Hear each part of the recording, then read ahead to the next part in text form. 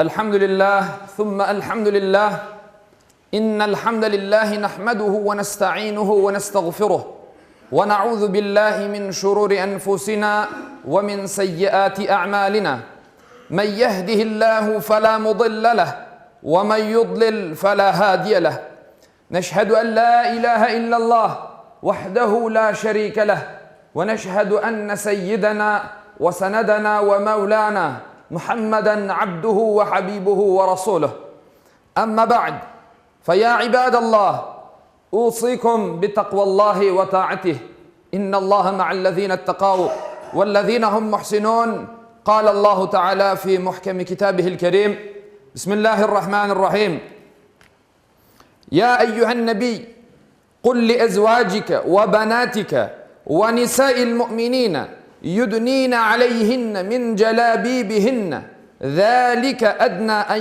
يعرفن فلا يؤذين وكان الله غفورا رحيما صدق الله العظيم.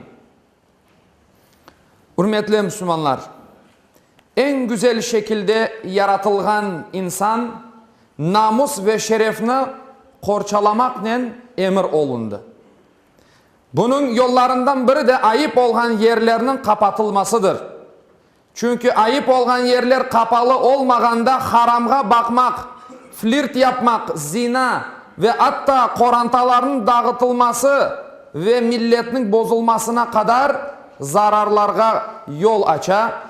İnsan içindeki haya, utanıv duygusu yok ola.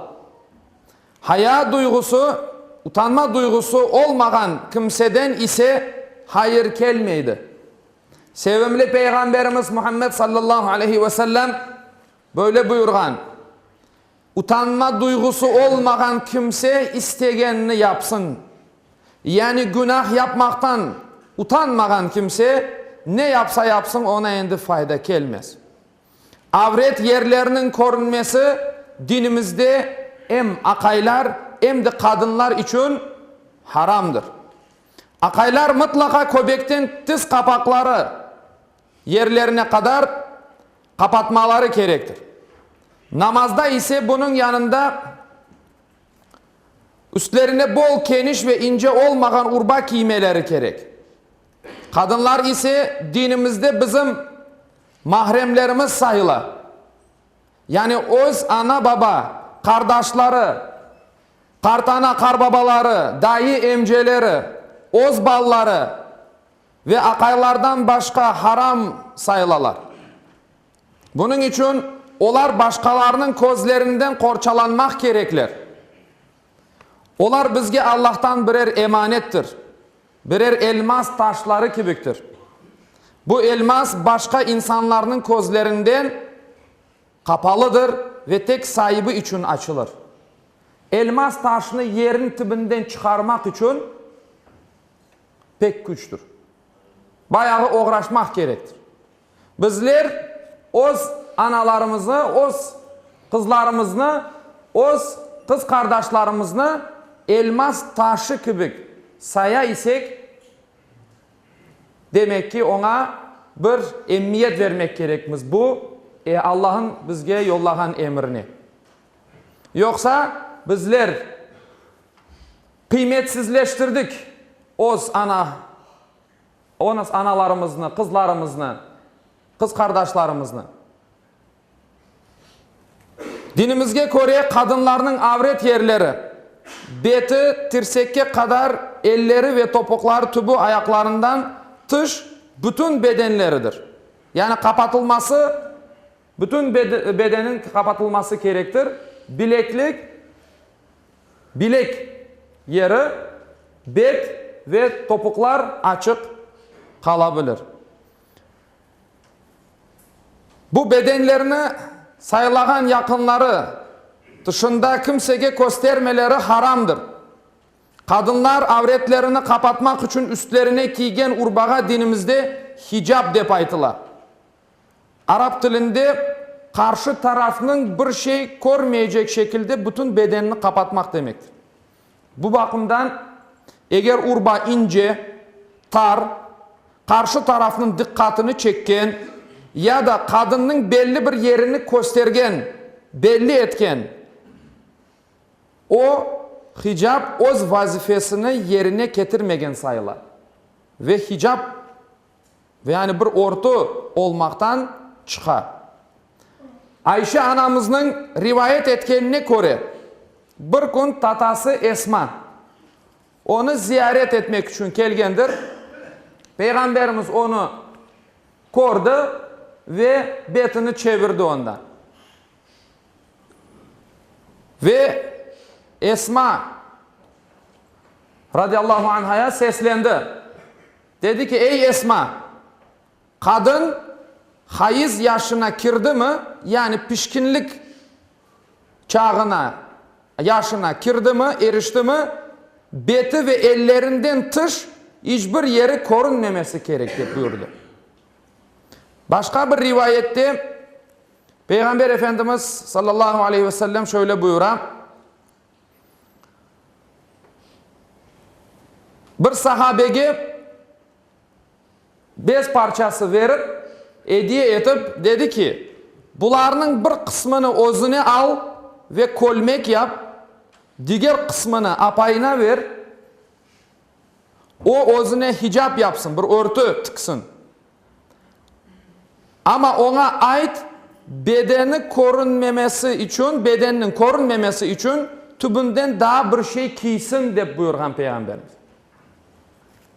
Muhterem Müslümanlar, dinimiz İslam akay ve kadının terbiyesini balalıktan başlap nenin haram, elal, ayıp ve savap olganını öğretir. Doğru ve yanlışını dinimizden öğrenmek gerekmiz. Oz aklarımızga göre insan özünün düşüngenine göre, oz akılına bilgesine göre bir karar çıkarır. Ama bizler oz fikirlerimizge, akıllarımızga göre eğer bir hüküm ve karar çıkaracak olsak, daha evvela aytkanımız gibi ne din kalır, ne iman kalır, ne namus, ne şeref kalır. Bunun için ballarımızı, apaylarımızı, yakınlarımızı Yüce Rabbimizin istegen şekilde terbiye eteyik. 7 yaşka yetken balaçıklarımızın odalarını ya da hiç olmasa yatkan yerlerini ayırayık. Ana babalarının odalarına girecek vakitlarında izin alsınlar, ruhsat alıp kırsınlar odaların içinde. Küçüklükten gösterilmesi ayıp olan yerlerini kapatmağa alışsınlar. Yakınlarımızı namazga, hicab yani bir baş örtü giymesine, utanmağa, namus ve şerefke öğreteyik. Çünkü hesap günü pek ağır gün olacak ve yakınlarımız o gün bizden sorulacak.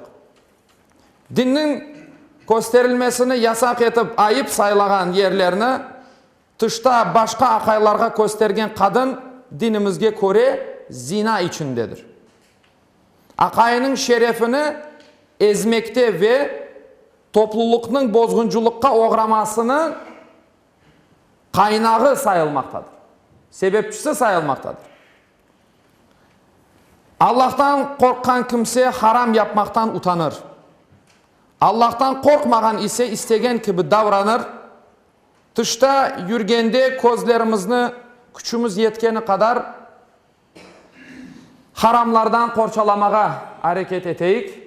Hakikaten bugünkü zamanda, bu devirde bu pek de kıyındır erkekler için.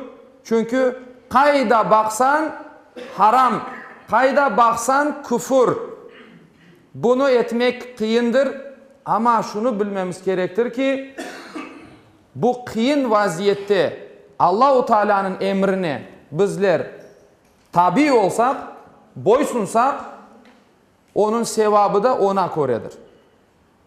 Elbette her yerde baş örtülü, hicapla yürüyen kadınlar toplumunda yaşamak daha kolaydır. Ama etraf haramla ve küfürle dolu bir yerde yaşamak erkekler için daha da zordur. Ama sevabı Allah'tan olacak inşallah karşılığı daha büyüktür. Allah Teala cümlemizge temiz akıllarımızı ve yüreklerimizni kirletmemek için güç kuvvet versin inşallah. Allah Teala akıldan, fikirden, ahlaktan, namustan, şereften, terbiyeden, adaletten ayırmasın inşallah. Allah-u Teala yarın öbür gün kartana ve bita olacak bugünkü kızlarının elini öpmek istegen bir vaziyette bizni bulundursun. Çünkü daha evvel aytkanımız gibi birkaç vakittan son büyüklerinin, bitalarımızın, karbabalarımızın elini öpmek adeti de bitecektir. Yok olup ketecektir. Çünkü bugünkü urbasına dikkat etmeyip çırılçıplak yürgen, alçıdan kiyingen gibi tar bir ştanların içinde yürgen, delme teşik urbasından yürgen bir bitanın eli öpülmez. Allah Teala bizlerini gelecekte bu vaziyetten saklasın, korçalasın inşallah. Ve ahiru da'vana enilhamdülillahi rabbil alemin. Ela inna ahsanel kelam ve ablagan nizam. Kelamullahil melikil azizil allam. Kema kâle Allahu tebareke ve teâlâ fil kelam. Ve izâ kuri'el Kur'anu fastami'u leh. Ve ensitu la'allekum turhamun. Bismillahirrahmanirrahim. İnned dîne indellâhil islam. Sadakallahul azim.